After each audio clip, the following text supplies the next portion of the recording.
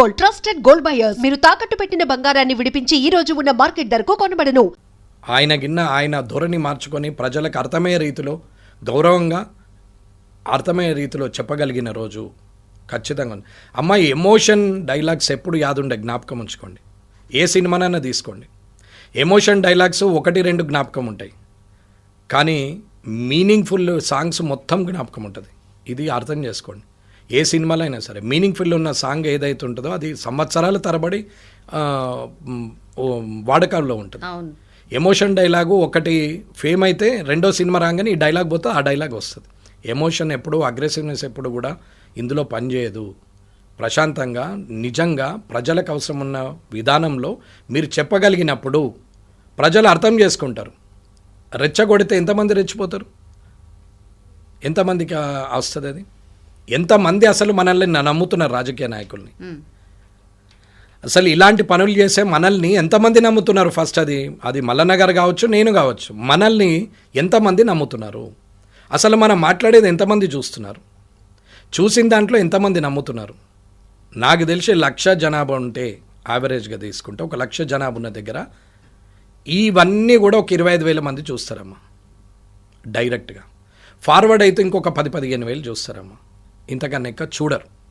ఎందుకు? మిగతా జనానికి అవసరం లేదంటే ఉదయం లేచి నుంచి సాయంత్రం వరకు వాళ్ళ డోల్ డ్రమ్స్ వాళ్ళకే ఉంటాయి, వాళ్ళ బాధలు వాళ్ళకే ఉంటాయి. ఇవన్నీ పట్టించుకోరమ్మా. పొద్దున్న లేవగానే బర్రెలు విండాలన్నా, పాలు విండాలన్నా, గడ్డి కోసుకురావాలన్నా, ఇవాళ చేను దగ్గరకు వాళ్ళ నీళ్లు పెట్టాలన్నా, ఫర్టిలైజర్కి ఎట్లా, అయ్యో ఇంట్లో పోరని ఫీజు ఎట్లా, అయ్యో అనారోగ్యమైంది హాస్పిటల్కి ఎట్లా, నా దగ్గర గింతే ఉండే సేట్ ఇస్తాడో లేదో, బాకీ వాళ్ళు ఇస్తారో, ఎవరి సమస్య వాళ్ళకి ఉంది. బిలో పవర్టీ లైన్లో ఇట్స్ మోర్ దెన్ 70% పాపులేషన్. వీళ్ళందరికీ కూడా ఎవరి సమస్యలు వాళ్ళకి ఉన్నాయి. వాళ్ళకి ఎవరికి కూడా వేరేది పట్టించుకునేంత ఉండదు. కానీ మనం అనుకుంటాం ఏంటంటే ఐ డ్రీమ్లో వచ్చిన ఇలా వెంకటరమణారెడ్డి మాట్లాడితే కింద బాబా ఏం వ్యూవర్స్ వచ్చారు, ఈ 70,000 అయింది, 1,00,000 అయింది, 2 లక్షలు అయింది. అసలు ఉన్న జనాభా ఎంతమ్మా? 4 కోట్ల మంది కదా. 2 లక్షలు, 10 లక్షలు, 15 లక్షలు చూస్తే ఎంత పర్సెంటేజ్ అమ్మ? అసలు ఎంతమంది చూస్తున్నారమ్మా? ఏం చేస్తున్నావు? ఎవరిని చేస్తున్నావు దీన్ని ఇన్ఫ్లుయెన్స్? ఏదైతే అరోగెంట్ ఉన్నాడు అరోగెంట్ డైలాగ్లకు అట్రాక్ట్ అవుతాడు, అగ్రెసివ్ ఉన్నాడు అగ్రెసివ్ డైలాగ్లకు అలవాటు అవుతాడు, కుల పిచ్చి ఉన్నాడు కులం పిచ్చి మాటలు మాట్లాడితే అట్రాక్ట్ అవుతాడు, మత పిచ్చి ఉన్నాడు మత పిచ్చి మాటలు మాట్లాడితే అట్రాక్ట్ అవుతాడు. కానీ సామాన్యునికి అవసరం ఉన్న మాటలు ఇయ్యల్లా వినకున్నా 1 సంవత్సరానికో 2 ఏళ్ళకో ఖచ్చితంగా ఈ వీడియోలు చూస్తారమ్మా. ఇది లాంగ్ రన్లో ఉంటాయి. 42% రిజర్వేషన్ సార్. ఇప్పుడు కోర్టులో కేసు ఉంది, ఏమవుతుంది సార్? ఎన్నో టీవీలలో చెప్పినాం. ఏ చట్టసభలో అయితే చట్టాన్ని తయారు చేస్తుందో అందులో చట్టసభలలో సభ్యుని నేను. అలాంటి సభ్యులు చేసినటువంటి చట్టం, ఆ చట్టాన్నే కోర్టు ఇంప్లిమెంట్ చేస్తుంది. రాజ్యాంగాన్ని వ్యతిరేకంగానే అయితే పోదు. అక్కడ ఉంటే రేపు నేను ఆ రోజు కూడా హైకోర్టు దగ్గర చెప్పిన, నేను పోయింది హైడ్రా మీద కేసుకి, కానీ మాట్లాడింది ఈ విషయము అది పక్కన పెట్టిరు. ఈ అన్న 2 మాటలను ముందట పెట్టిరు మీడియా వాళ్ళు. నాకు తెలిసి ఇదే ముందటికి వస్తుందని నాకు కూడా తెలుసు. సరే ఏదన్నా ఒకటి వీళ్ళకు మీకు ధైర్యం ఉంటే ఇది టెలికాస్ట్ చేయండి అని చెప్పిపోయినాం. 20 టీవీలు కెమెరాలు పెడితే 2 దీన్ని టెలికాస్ట్ చేశారు. మిగతా వాళ్ళందరూ ఇది చేయలే. హైడ్రా అయితే ఆయనతో అది కూడా చేయలే, ఆ 2 కూడా చేయలే హైడ్రా విషయం. ఇవాళ ఎన్ని సమస్యలు ఉన్నాయమ్మా? ఇవాళ ఎన్ని సమస్యలు ఉన్నాయి? అసలు దాని మీద ఆలోచించకుండా సోషల్ రెస్పాన్సిబిలిటీగా ఫీల్ కాకుండా ఎవరికి వారే స్వార్థంగా తయారైపోతే రేపు దేశం ఏంటిపోతుంది? మనం బతికే 50 ఏళ్ళు 60 ఏళ్ళు 70 ఏళ్ళకు మనమే రాజులం అనుకుంటే తప్పు కదమ్మా. తర్వాత జనరేషన్ నీ పిల్లలు, వాళ్ళ పిల్లలు సోషల్ రెస్పాన్సిబిలిటీ లేకుంటే ఎట్లా? నువ్వు ఒక 100 కోట్లు సంపాదించి పెడితే కొడుకు మూర్ఖుడు వెళ్తే అది 3 ఏళ్ళల్లో అయిపోతాయమ్మా. కానీ నువ్వు ఒక క్యారెక్టర్ను సొసైటీకి ఇచ్చిపోతే అది 100 సంవత్సరాలు రన్ చేస్తుంది. దాన్నే సిస్టమ్ అంటారు. సిస్టమ్ లోపల ఉండి నడపాలి, కానీ సిస్టమ్ దాటి నడుపుతా అన్నప్పుడు ప్రజాస్వామ్యంలో వాక్ స్వాతంత్రం అనే ఒక హక్కు ఉంది. నేను ఏది మాట్లాడినా నడుస్తుంది అని అనుకుంటే దానికి నేనేం చేయలేనమ్మా. కాబట్టి ఎక్కడ కూడా నేను రిజర్వేషన్స్కి అగెనెస్ట్గా నేనేం మాట్లాడలేదు.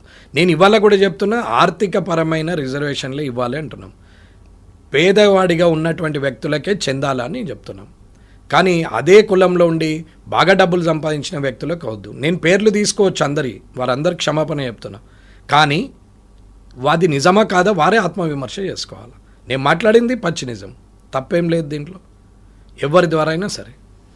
కాబట్టి డప్పు కొట్టేవాడే డప్పు కొట్టుకుంటూనే ఉండాలా, డాక్టర్ అయిన కొడుకే మళ్ళీ డాక్టర్ సీట్ రావాలా రిజర్వేషన్లో అంటే ఎందుకు ఇది ఏం లాభం? నీ కులానికి, నీ కుటుంబం కోసం నువ్వెంత ఆలోచిస్తున్నావు, నీ కులం కోసం ఆలోచించు, అలాగే నీ సమాజం కోసం ఆలోచించు అనేది నా ప్రయత్నం. Yes sir. Moving on sir, ఇప్పుడు జూబ్లీ ఎలక్షన్స్ వచ్చాయి కాబట్టి 3 పార్టీలు పోటీలో ఉన్నాయన్న ప్రచారం జరిగినా బీజేపీ పార్టీ అసలు కనీసం పోటీ ఇస్తలేదు. బీజేపీ బీఆర్ఎస్ ఒకటే. అగైన్ మొన్న పార్లమెంట్ ఎన్నికలప్పుడు అదే జరిగింది, ఇప్పుడు కూడా అదే జరుగుతోంది అనేది ఒక చర్చ సార్. జూబ్లీలో ఏం జరుగుతుంది అంటే ఎక్కడ చర్చ అవుతుంది? మీడియాలో అవుతుందా, రాజకీయ నాయకుల మధ్యన అవుతుందా, జనం మధ్యన అవుతుందా? జనం మధ్యన అయితే ఓటు ద్వారానే నిర్ణయం చెప్తారు. సో ఓటు వచ్చిన తర్వాత ఆ నిర్ణయం ప్రజలు ఇస్తారు ఆ నిర్ణయాన్ని. ఎందుకు ఇకపోతే మీడియా కానీ లేకపోతే రాజకీయ నాయకులు మాట్లాడితే న్యాచురల్. కాంగ్రెస్ ఓడిపోతుందని బీఆర్ఎస్ అంటారు, బీఆర్ఎస్ కాంగ్రెస్ ఓడిపోతుందని బీజేపీ అంటారు, బీజేపీ పోటీలనే లేదని ఇంకోళ్ళు అంటారు, అసలు నువ్వు నాకు పోటీ కాదని కొందరు అంటారు. ఎవరి ఆలోచనలు వాళ్ళు. అంత అగ్రెసివ్గా ప్రచారం కనిపిస్తోందా సార్? అగ్రెసివ్గా ప్రచారం అంటే నచ్చినోడికేమో అగ్రెసివ్ అనిపిస్తుంది, నచ్చనోనికేమో మామూలుగా పోతున్నారని అనిపిస్తుంది. అది వాళ్ళ సైకాలజీ. దానికి ఎవరేం చేస్తారమ్మా? అగ్రెసివ్గా పోతున్నాయి అంటే పోతున్నారు. రఘునందన్ రావు గారు ఉన్నారు, ఎమ్మెల్యేలు తిరుగుతున్నారు, అక్కడ ఇన్ఛార్జీలు ఉన్నారు, వార్డుకో ఇన్ఛార్జిని పెట్టిరు, అక్కడ 40 ఇన్ఛార్జీలను పెట్టిరు, మీటింగ్లు అవుతున్నాయి, పాదయాత్రలు చేస్తున్నారు, పోతున్నారు కదమ్మా. ఎక్కడ లేదు. రఘునందన్ రావు గారి ఫేస్బుక్ చూస్తే రోజు కనిపెడుతూనే ఉంటుంది. ఇప్పుడు ఆయన ఇన్ఛార్జ్ కాబట్టి. కిషన్ రెడ్డి గారికి సవాల్, రామచంద్రరావు గారికి సవాల్ అనేది ఒక న్యాచురల్ కదమ్మా. అది రేవంత్ రెడ్డి గారికి సవాల్ కదా, కేటీఆర్ గారికి, కేసీఆర్ గారికి సవాల్ కదా. వారు గెలిస్తే అబ్బా ఇవాళ గొప్పోళ్ళు గెలిపించారు అని కేసీఆర్, కేటీఆర్ గారిని అంటారు. ఇవాళ రేవంత్ రెడ్డి గారు ముఖ్యమంత్రి ఉండి సింగిల్ హ్యాండ్ మీద గెలిపించిండు అని అంటారు. ఇవాళ బీజేపీ గెలిస్తే నిజంగా కూడా గొప్పోళ్ళే అంటారు. అది ఆ పదవికి ఉన్నటువంటి సవాల్. అది ఆ పదవికి ఉన్నట్టు సవాల్. ఇంట్లో పిల్లలందరూ మంచి టాపర్స్ వెళ్ళినారు అనుకో, వాళ్ళకి పేరు వస్తుందమ్మా. అంతే కదమ్మా. పదవి అది ఉన్నాడు, అధ్యక్షులు ఉన్నారు, పదవిలో ఉన్నారు కాబట్టి వాళ్ళకి పేరు వస్తుంది. కాబట్టి అది సవాల్, ఎట్లాగో సవాలే అందరికి. దానిదేమో సవాల్గా తీసుకొని పోటీ చేయాలి కానీ పోటీలో ఓడిపోయినంత మాత్రాన నిరాశపడి ఇదేదో రేపటికి వనికిరాదు అనేది ఏం రూల్ లేదమ్మా. 280 అయినప్పుడు 880 కూడా కావచ్చు, 8-0 కూడా కావచ్చు. రేపు నేను ఓడిపోనవచ్చు, ఏం తెలుస్తుందమ్మా? అది మన వ్యక్తిత్వం ఏంది, మనం మన వల్ల ఎంతమందిని ఇన్ఫ్లుయెన్స్ చేయగలిగినాము, మనం ఎంతమందిని ప్రయోజకుల్ని చేయగలిగినాము ఇన్ఫ్లుయెన్స్ ద్వారా అనేది చూసినాడు నువ్వు లీడర్గా బతికినట్టే తప్ప ఈ అడ్డమైన సవాళ్ళు ఇవన్నీ తీసుకోవాల్సిన అవసరం లేదమ్మా. ఎవరేం చేసిరు, ఎవరేం చేయలేదు అని అంటే ఎవరికో వనికి ఓటేయాలని కూడా వేస్తుండొచ్చు. అందులో ఏ ఒక్కడో గెలుస్తాడు ఖచ్చితంగా. ఎవడో ఒక్కడికి ఓటేయాలి తప్పదు కాబట్టి ఓటేస్తే ఎవడో ఒక్కడు గెలుస్తాడు ఖచ్చితంగా. మిగతా ఇద్దరు అనమకులని కాదు అక్కడ. రేవంత్ రెడ్డి గారి పరిపాలన ఎట్లుంది అమ్మా? ఆయన పరిపాలన ఎట్లుందో అందరికన్నా ఎక్కువ మీడియాకి తెలుసు. నేనేం చెప్పాలమ్మా? అంటే అన్స్టేబుల్ అనే చెప్తున్నా, అన్కంట్రోల్ అనే చెప్తున్నాం. రేవంత్ రెడ్డి గారి పరిపాలన గురించి నేను చెప్తామా. ఒక 55 ఏళ్ళ వయసులో ముఖ్యమంత్రి అయ్యాడు. యంగ్స్టర్, కింది నుంచి కష్టపడి పైకి వచ్చినాడు. జడ్పీటీసీ చేశారు, ఎమ్మెల్సీ ఇండిపెండెంట్గా చేసి గెలిచారు, ఎమ్మెల్యేగా 2 సార్లు గెలిచారు. చంద్రబాబు నాయుడుతో అత్యంత సన్నిహితంగా ఉన్నాడు, పార్టీలో మంచి పట్టు సాధించాడు. కాలక్రమేణా అది ఇబ్బందులు వచ్చినాయి, అందరికి వచ్చినాయి, నాకు వచ్చింది, ఆయనకు వచ్చింది, ప్రతి ఒక్కరికి వచ్చింది. తెలంగాణ ఆంధ్ర విడిపోతే తర్వాత ఆయన కాంగ్రెస్లో జాయిన్ అయ్యాడు, ఎంపీ అయ్యాడు, పీసీసీ ప్రెసిడెంట్ అయ్యాడు. ఒక పక్క పార్టీలోకి వెళ్ళి వచ్చి షార్ట్ టైంలో పీసీసీ ప్రెసిడెంట్ కావడం it's a great thing. Immediate MP కావడం అంటే అది ఎవరైనా వస్తారు పోతారు, టికెట్ ఇస్తే గెలిచే అవకాశం వస్తే గెలుస్తారు, టైంను బట్టి నడుస్తుంది అనుకోవచ్చు. కానీ ఒక పార్టీలో, ఒక ప్రాంతీయ పార్టీలో ఉన్నటువంటి వ్యక్తి నేషనల్ పార్టీలో పీసీసీ ప్రెసిడెంట్గా వచ్చిర్రు అని అంటే అది గ్రేట్ అచీవ్మెంట్. నేను దానికి ఆయనను అప్రిషియేట్ చేస్తాను. వచ్చిన తర్వాత ఆయన మొబిలైజేషన్, పాయింట్ ఆఫ్ వ్యూ, మాట్లాడడం అవన్నిటి వల్ల కూడా ఛాన్స్ వచ్చింది. సరే, ఛాన్సు మన శక్తి వల్ల రావచ్చు, ఎదుటోని దెబ్బ కొట్టడానికో ఓడించడానికో. అయితే మన శక్తితో రావచ్చు, లేదా ఎదుటోని అశక్తితో కూడా రావచ్చు. మీరు వీక్ అయితే నేను స్ట్రాంగ్ ఆటోమేటికల్. అది నేను స్ట్రాంగ్ అయితే ఆటోమేటికల్గా మీరు వీక్. ఇది అందరు గుర్తుంచుకోవాలి. అది ఒక్కడి గొప్పతనం కాదు, ఇద్దరు గొప్పతనం. ఒకడు వీక్ అయితేనే ఇంకొకటి స్ట్రాంగ్ అవుతారు. సో అక్కడ ఎవరో వీక్ అయ్యారు, ఎవరు స్ట్రాంగ్ అయ్యారు అని తర్వాత పిలిస్తే ఆయన అయితే రిజల్ట్ ఆయనకు వచ్చింది. ఆయన is the strong, ultimately is the strong. నేను వీక్ ఇట్లా నువ్వు గెలిచినావంటే అది నేను ఎవడగమ్మన్నాడు వీక్ అనేది మనం మాట్లాడచ్చు. సో ఆయన స్ట్రాంగ్, ఆయన ముఖ్యమంత్రి అయిండు. అంతమంది పెద్ద పెద్ద వాళ్ళు ఉండంగా కూడా బట్టి విక్రమార్క గారు, కోమటిరెడ్డి వెంకటరెడ్డి గారు, ఉత్తమ్ కుమార్ రెడ్డి గారు, శ్రీధర్ బాబు గారు, చాలా మంది ఉన్నారు, చాలా సీనియర్ లీడర్స్ ఉన్నారు. ఆల్రెడీ పీసీసీ ప్రెసిడెంట్ చేసినటువంటి ఉత్తమ్ కుమార్ రెడ్డి గారు ఉన్నారు, చాలా మంది ఉన్నారు. వాళ్ళందరూ కూడా పక్కనుండి ఆయన ముఖ్యమంత్రి అయ్యాడు. చాలా బాగుంది. ఒక యంగ్స్టర్ ముఖ్యమంత్రి అయిన తర్వాత ప్రభుత్వాన్ని చాలా బాగా నడుపుతాడని నేను ఎంతో ఆలోచనతోని అసెంబ్లీకి అడుగుపెట్టినాం. ఇది నిజం, ఇది మనస్ఫూర్తిగా నేను చెప్తున్నా. ఆయన మంచి పరిపాలన చేస్తాడు. మోర్ దెన్ అంటే కేసీఆర్ గారు చేసిన తప్పుల్ని ఎండగడుతూ, అంటే తప్పులని రెక్టిఫై చేస్తూ, నాట్ ఎండగడుతూ, రెక్టిఫై చేస్తూ, సరిదిద్దుతూ, తెలుగులో చెప్పాలంటే ఆయన చేసిన తప్పులను ఈయన సరిదిద్దుతూ ఇంకా తెలంగాణని ముందుకు తీసుకుపోయే ప్రయత్నం చేస్తారు అని అనుకున్నాం. దాంట్లో ముఖ్యమైనది కరప్షన్. ఈ కరప్షన్ని, మిస్మేనేజ్మెంట్ని, కంట్రోల్ ఆఫ్ ద బ్యూరోక్రాట్ని, అడ్మినిస్ట్రేషన్ని, ఇవన్నిటిని కూడా కంట్రోల్ చేస్తూ ఒక ఉమ్మడి పోరుగా ఈ తెలంగాణను ముందుకు తీసుకెళ్తారు. ఉమ్మడి కష్టం ద్వారా అందరి సహాయ సహకారాలు తీసుకొని, ప్రభుత్వంలో ఉన్న పెద్దవాళ్ళ సహాయ సహకారాలు తీసుకొని ఆయన ఖచ్చితంగా సక్సెస్ చేస్తాడని అనుకున్నాం. ఏం చేశాడమ్మా వచ్చి? నంబర్ 1 థింగ్, బ్యూరోక్రాట్ ఎక్కడ కంట్రోల్లో ఉన్నారమ్మా? చీఫ్ సెక్రటరీ నుంచి మొదలు పెడితే ప్రిన్సిపల్ సెక్రటరీలు అందరూ అలానే ఉంచుకుంటేవి. ప్రతిపక్షంలో ఉన్నప్పుడు వీళ్ళంతా దొంగలంటివి. కేసీఆర్ పొద్దున్న లేచి ఏది చెప్తే అది చేస్తారు, ఊడిగం చేస్తారు, సున్నాలు ఏమంటే సున్నాలు వేస్తారు. వీళ్ళు ఐఏఎస్లు అని మాట్లాడితే ఐఏఎస్లు కూడా స్ట్రైక్ చేసిరి, ఐపీఎస్లు ఐఏఎస్లు. ఈయన మాటలు, ఆయనకు సెక్యూరిటీని కూడా విత్డ్రా చేసిరి. ఇట్లా మాట్లాడతాడా మా మీద అని ఐఏఎస్ ఐపీఎస్లు అంతా. ఇదైతే మీకు తెలిసిందే, నేను కొత్తగా చెప్పేది ఏం లేదు, పుట్టిస్తుంది ఏం లేదు. తర్వాత ఏమైంది? ఈయన కాలక్రమేణా ముఖ్యమంత్రి అయిన తర్వాత వాళ్ళనే కంటిన్యూ చేస్తూ అప్పుడు వాళ్ళు సున్నాలు వేసేటోళ్ళల్లా మళ్ళీ మంచోళ్ళు అయిపోయారు. మంచోళ్ళు అయిపోయి కంటిన్యూ చేస్తారు. ఆయన తప్పు చేసిండని చెప్పేసి అగెనెస్ట్ లా పోతున్నాడని ఎమ్మెల్సీలను విడ్రా ఎమ్మెల్సీలను కోర్టు కొట్టేసి మళ్ళీ అవే ఎమ్మెల్సీలను నువ్వు ప్రపోజ్ చేస్తేవి. ఒక్కసారి నాకు కోదండరామ్ గారు అంటే గౌరవం అమ్మ. ఇలా రాజకీయాలకు ఆయన పాపం ఆయనకు సెట్ కాదు. ఆయన నిజంగా ప్రజాస్వామ్యవాది, ప్రజల కోసం ఆలోచించడం. అటువంటి వ్యక్తి ఒకసారి కోర్టు ద్వారా అవమానం పాలు చేసి మళ్ళీ తిరిగి ఆయన్ని నామినేట్ చేస్తే రేపు మళ్ళీ కాదనేది నమ్మకమైంది. ఇకపోతే ఏ బ్యూరోక్రాట్ వ్యవస్థనైతే ఉంచినామో ఆ బ్యూరోక్రాట్ వ్యవస్థ ఇవాళ కంట్రోల్ ఉందా? ఏ కరప్షన్ అయితే విపరీతంగా పోతుంది, 10%, 20%. కేటీఆర్ గారు ల్యాండ్స్ని ఈ చెయ్యాలంటే 30% అడుగుతున్నాడు.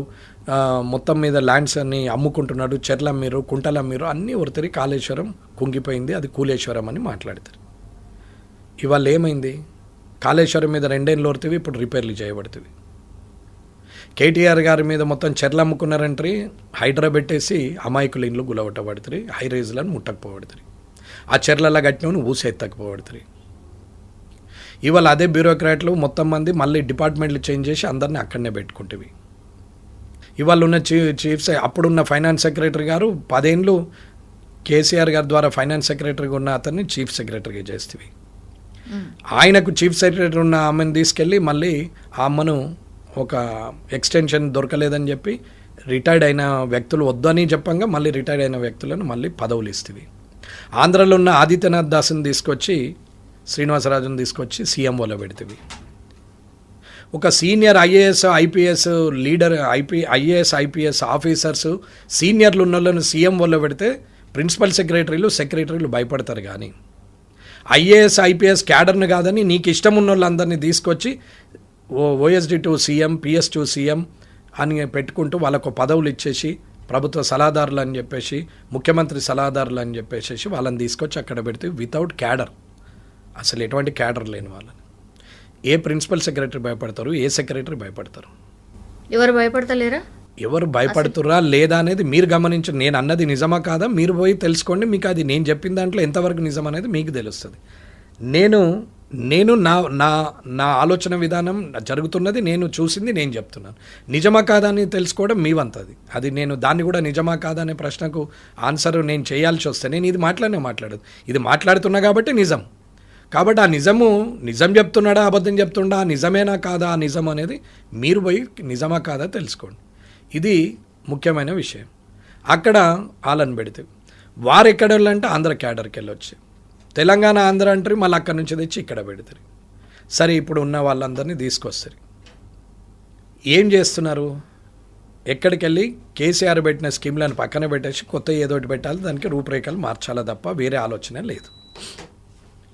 2 సంవత్సరాలుగా లోపలేస్తాం అంటారు. ఏడేసిరు లోపల? ఆయన్నే అంటున్నాడు కదా, లోపల నూక్తాం అన్నారు, యాడ నూకిరు, మరి ఇంకేమైతే లేదా అని మాట్లాడారు కదా కేటీఆర్ గారు అన్నారు. నేనేమనలేదు, డైరెక్ట్ క్వశ్చన్ చేస్తున్నాడు, ఆయన క్వశ్చన్ చేస్తున్నాడు. మరి మీరెందుకు ఊకున్నారు అంటే అది నిజం కాదా ఆరోపణ? అది ఆరోపణనేనా? అది వాస్తవం కాదా? అటువంటప్పుడు వాస్తవం అయితే మరి మీరెందుకు ఊకుంటున్నారు? ఆరోపణ చేస్తే తప్పు మీదే, అది వాస్తవం అయితే ఊకున్నా తప్పు మీదే, ప్రభుత్వాందే. మరి ఈ రెండింటికి బాధ్యత వాళ్ళు వహించాలా? వారు కాదా? ప్రభుత్వం కాదా? ముఖ్యమంత్రి గారు కాదా? క్యాబినెట్ మంత్రులు కాదా? వీళ్ళే కదా చేయాల్సింది.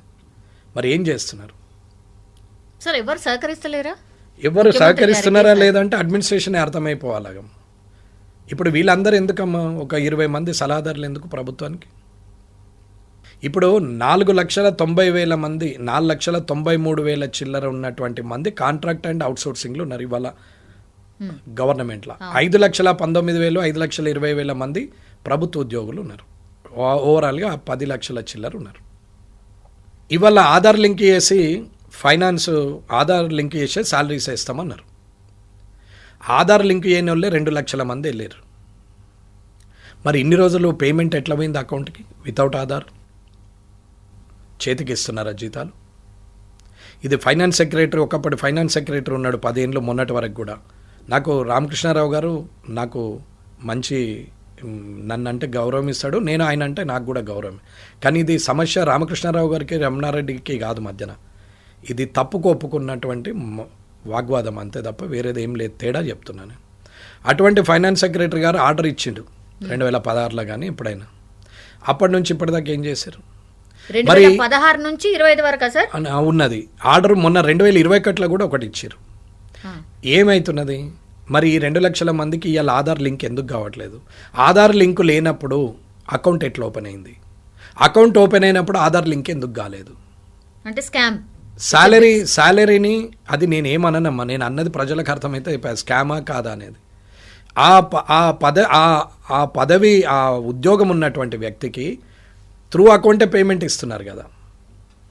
మరి ఆ అకౌంట్ దానికి పేరు కూడా ఉంది. అవన్నీ ఇప్పుడు మాట్లాడేదేమో, ఇంకా టైం ఉంది, నేను చెప్తాను. వీళ్ళు ఏం చేస్తారో నేను రైట్ ఇన్ఫర్మేషన్ యాక్ట్లో పెట్టినా. నేను ఇవాళ కూడా ఒకటి పెట్టేసినాను. అసలు ఎంతమంది పనిచేస్తున్నారు, ఎంతమందికి జీతాలు ఇస్తున్నారు, ఎంతమందికి ఆధార్ లింక్ అయింది, ఎంతమందికి ఆధార్ లింక్ లేనిది, ఇవన్నిటి ఒక 3-4 క్వశ్చన్స్ పెట్టి ఒక 4-5 ఒక్కొక్క దాంట్లో 3-4 పెట్టి ఒక 4-5 రైట్ ఇన్ఫర్మేషన్ యాక్ట్లు ఇచ్చినాం. సరే, అది వస్తుంది తర్వాత విషయం. ఏ జీతం అయితే అకౌంట్లో పడుతుందో అకౌంట్లో పడ్డప్పుడు ఆ డబ్బు ఆ అకౌంట్ ఆధార్ లింక్ ఉందా లేదా, లేకపోతే అడ్డ మీద కూలీలకు వంచినట్టు నగదు క్యాష్ వంచుతున్నారా? డిజిటల్ క్యాష్ అన్నప్పుడు నీకు ఇవాళ నగదు ఎట్లా పంచుతారు? పంచడానికి వీల్లేదే. సో త్రూ అకౌంటే వెళ్ళాలి ఏదైనా, అది కాంట్రాక్ట్ అయినా, సోర్సింగ్ అయినా, థర్డ్ పార్టీ అయినా. మరి అదంతా ఏం చేశారు? ఎటుపోయినాయి ఆ డబ్బులు? మరి ఆర్డర్ ఇచ్చిన చీఫ్ సెక్రటరీ గారి ఆర్డర్ కాపీ మరి తుడిచిపడేసే, చెత్తబుట్టలో పడేసే కాగితమా? ఒక ఎంఆర్ఓ మండల్లో చెప్తే అక్కడున్న ఆఫీసర్లు కింది స్థాయిలో భయపడన్నా పనిచేస్తారు. ఒక చీఫ్ సెక్రటరీ చెప్తే ఇంతవరకు అది ఇంప్లిమెంటేషన్ కాలేదంటే దానికి విలువ ఉన్నట్టా లేనట్టా? ఒక సెక్రటరీ, ఫైనాన్స్ సెక్రటరీ ఆర్డర్ ఇస్తే దాన్ని ఇంప్లిమెంట్ చేయాల్సిన అవసరం ఉందా లేదా? ఒక GAD, government administration department principal secretary వీళ్ళు ఏం చేస్తున్నట్టు? అసలు ఇది ఎన్నేళ్లుగా నడుస్తున్నది? గత 10 సంవత్సరాలు, ఇప్పుడు ఉన్నటువంటి 2 సంవత్సరాలు లెక్కేస్తే 12 సంవత్సరాలుగా ఇలాంటి పనే నడుస్తూ ఉంటే యావరేజ్గా 50,000 రూపాయలు జీతం తీసుకుంటే 2 లక్షల మందికి అంటే కనీసము ఎన్ని కోట్లు ఇవాళ పోతుంది అనేది ఒకసారి ఆలోచించండి. ఇవాళ 1000 కోట్లు, ఇవాళ అవన్నీ సంవత్సరానికి 12,000. నీకు తీరా చూస్తే 5 ఏళ్లకు 60,000 కోట్లు బడ్జెట్. యాక్చువల్ రిసిప్ట్స్ ఉన్నదే 150,000 కోట్లు. నీ మిస్ మేనేజ్మెంట్లోనే ఇవాళ నీకు ఇంత 40-50,000 కోట్లు పోతుంటే ఏమన్నట్టు? అవన్నీ పోనీయండి, 25% తీసుకున్నా ఎంత అవుతుంది? 40,000 కోట్లు అయితే 35,000 కోట్లు అయితే అవుతుంది కదా. అంటే ఆన్ అండ్ యావరేజ్ ఒక 20-25% అయితే పోతున్నది. సరే ఇంకా తగ్గించుకున్నా 10% అయితే 100% పోయినట్టే కదా. 10% అయితే 15,000 కోట్లు. దీనికి ఈ దానికి ఎవరు బాధ్యత వహించాలి? ఇవాళ బ్యూరోక్రాట్ కంట్రోల్ ఉన్నట్టేనా గవర్నమెంట్ కంట్రోల్లో? వీళ్ళు తప్పు చేయలేదా? తప్పు చేసిన వ్యక్తి బాధ్యత తీసుకోవాలి కదా. ఇది ఎవరు తీసుకుంటారు బాధ్యత? జిఐడి ప్రిన్సిపల్ సెక్రటరీలా, finance secretary, finance principal secretary, లేకపోతే చీఫ్ సెక్రటరీ? ముఖ్యమంత్రి సంతకము నోట్ ఫైల్ మీద ఉంటుంది కానీ ఆర్డర్ కాపీ మీద ఉండదే.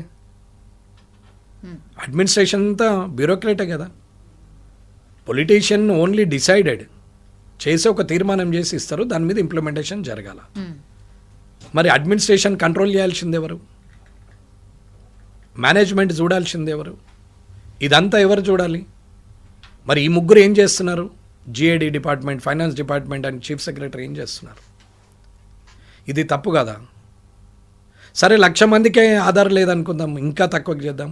25,000 మందికే చూద్దాం. 250 కోట్లు నెలకి, సంవత్సరానికి 3,000 కోట్లు, 5 సంవత్సరాలకు 15,000 కోట్లు, 150,000లో 10%. ఇంత చీప్గా చూసినా 10%. ఇది బోను. ఇది ఒక రకమైన ఇబ్బంది అయితే, ఇకపోతే ఒక్కొక్క మంత్రుల పేషీల 10 మంది, 15 మంది, 20 మంది కాంట్రాక్ట్ ఎంప్లాయీస్, బావలు, బామ్మర్దులు, చుట్టాలు, తెలిసిన వాళ్ళు, కార్యకర్తలు ఇట్లా పెట్టుకుంటారా ఎవడన్నా? అఫీషియల్ అడ్మినిస్ట్రేషన్ ఇదేనా?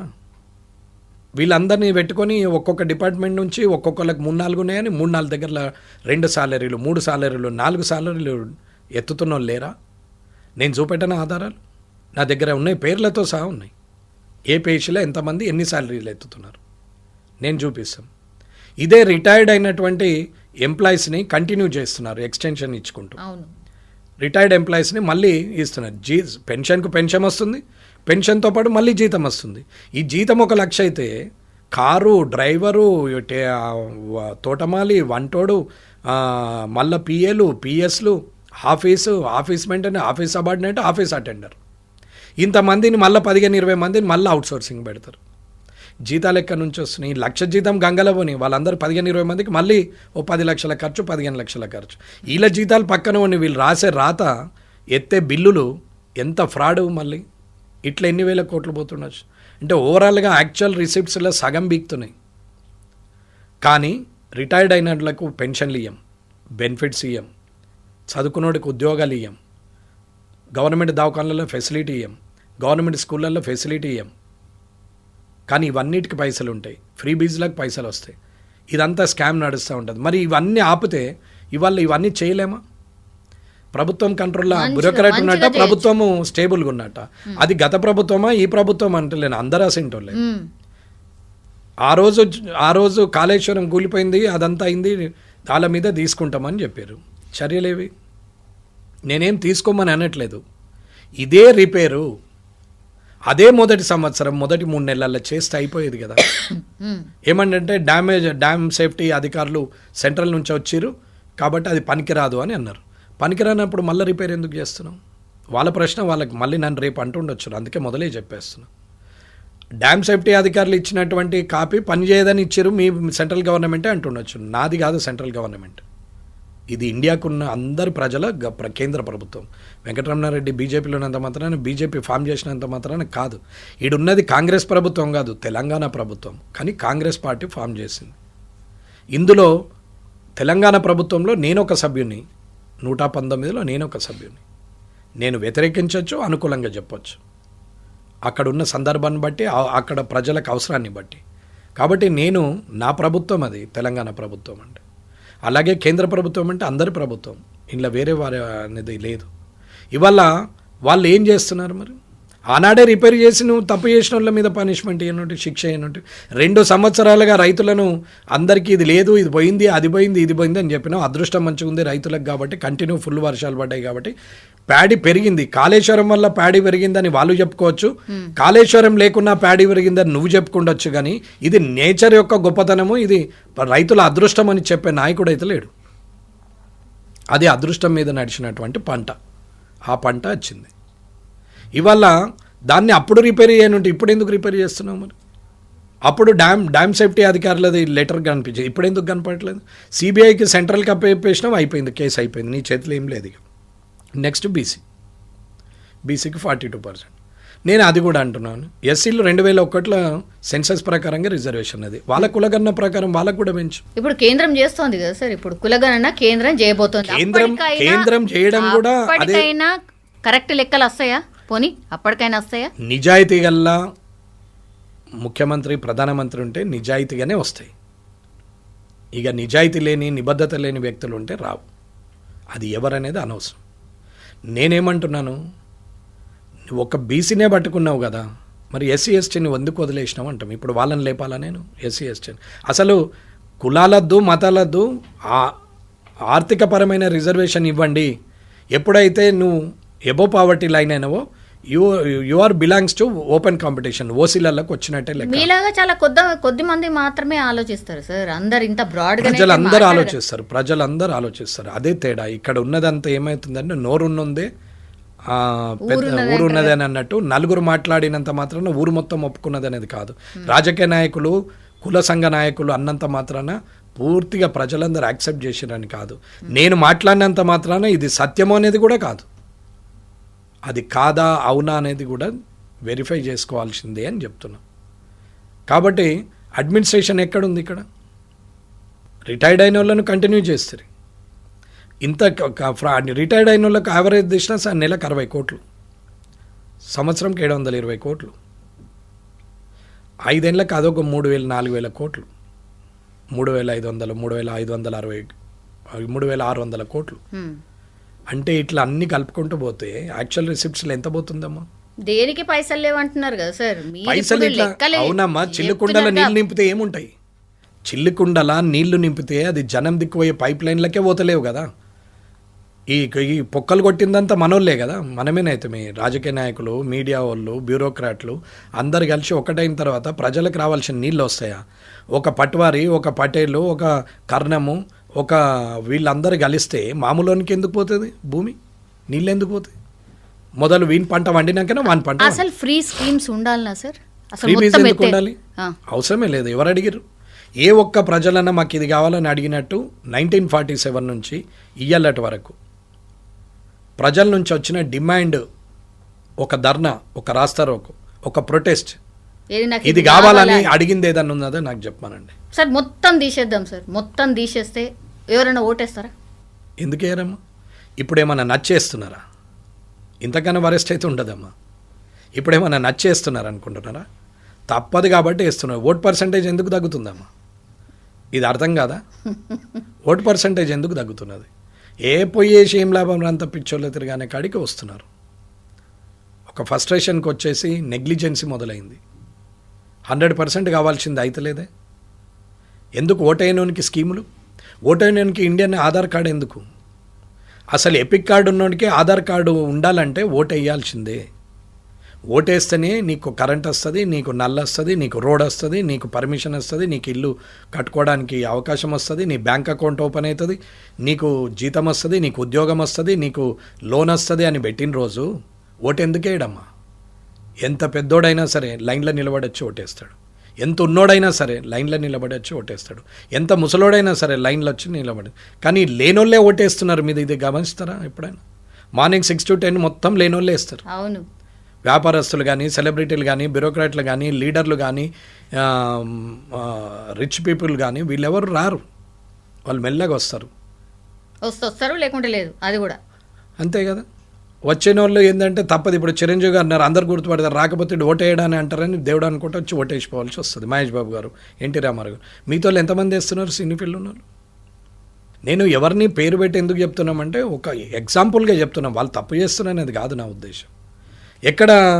ఎక్కడ అవుతున్నది అది మీరు ఆలోచించి చెప్పండి. ఇది ప్రజలు ఆలోచిస్తున్నారు అని చెప్తున్నాం. కానీ మనమేం చేస్తున్నాం? మనం ఏది అనవసరమో, ఏదైతే క్రిస్పీగా ఉంటుందో, ఏదైతే మనుషులు తొందరగా చూస్తారో మన టీవీని, అది మాత్రమే ప్రసారం చేస్తున్నాం. అది తప్ప వేరే చెయ్యం.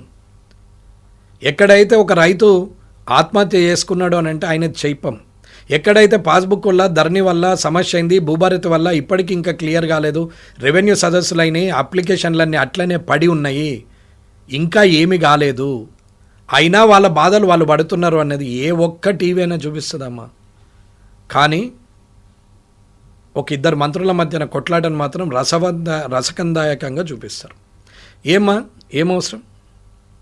కంట్రోల్ ఉందా లేదా అంటే అది నిదర్శనం కాదా? ఒక ఓఎస్డీ అవుట్సోర్సింగ్, ఆయన ఒక మంత్రికి ఓఎస్డీ అవుట్సోర్సింగ్ ఉంటారు. ఓ డిపార్ట్మెంట్, ఏ డిపార్ట్మెంట్, ఎండోమెంట్ డిపార్ట్మెంట్కి ఆమె మంత్రి అయినప్పుడు ఎండోమెంట్ ఇంకా 4 డిపార్ట్మెంట్లు ఉంటే ఆ డిపార్ట్మెంట్కు ఉన్నటువంటి వ్యక్తులను తీసుకుంటే ఆ డిపార్ట్మెంట్ మీద పట్టు ఉంటుంది, అవగాహన ఉంటుంది. ఎంత పిహెచ్డి చదివటానికైనా ఒక గురువు ఉంటాడు మళ్ళీ స్కాలర్కి, ఆయన చెప్తేనే ఈయన పిహెచ్డి కంప్లీట్ అవుతుంది. ఎంత మంత్రివైనా నీకు అక్కడ ఆ బ్యూరోక్రాటు, అక్కడ ఉన్న ఓఎస్డీ అనే వ్యక్తి ఉండాల్సిన అవసరం ఉంది. ఇవాళ ఎందుకమ్మా రిటైర్డ్ అయిన వాళ్ళని ఎందుకు పెట్టుకోవాలి, అవుట్సోర్సింగ్లోనే ఎందుకు పెట్టాలి? ఇప్పుడు డీజీపీ గారు ఉన్నారు, రవి గుప్తా గారు, మళ్ళీ ఆయనకి ఇప్పుడు ఎక్స్టెన్షన్ ఇచ్చి ప్రభుత్వ సలహాదారు కూడా ఇచ్చారు. ఏమ్మా రిటైర్ అయ్యింది కదా, ఎందుకు ప్రభుత్వ సలహా? నేను రవి గుప్తా గారు నాకు పరిచయమే, నేనేం తప్పు మాట్లాడట్లేదు, రామకృష్ణారావు గారు లాగా. అవసరమా? మరి ఆయన ప్రభుత్వ సలహాదారు తీసుకుంటే ఇప్పుడున్న డీజీపీకి శివధర్ రెడ్డి గారు వేస్టా? డీజీపీలు ఉన్నారు, ఐజీలు ఉన్నారు, కమిషనర్లు ఉన్నారు, ఎస్పీలు ఉన్నారు, ఒక యంత్రాంగమే ఉంది. ఉండంగా మీద సలహాదారులు ఎందుకమ్మా? వీళ్ళకి తెలియదు, ఆయనకు తెలుస్తుందా? ఇప్పుడు మీరు యాంకర్గా ఉంటున్నారు, క్వశ్చన్ చేస్తున్నారు, మీ పక్కకు సలహాదారు ఎందుకమ్మా అంటే నీకు ఆయన సలహాలు ఇస్తేనే మాట్లాడతారా? అటువంటిప్పుడు మీరెందుకు? ఈ పూర్తి కూడా అర్థం కాకుండా ఇవాళ యువతను పెడదారిన పట్టించి ఉద్యోగాలు రాకుండా చేసి గవర్నమెంట్ అంటేనే విరక్తి కలిగే పరిస్థితికి తెస్తుంటే ఏం మాట్లాడుతున్నట్టు? ఈ 55 ఏళ్ళకి ముఖ్యమంత్రి గారు మీరు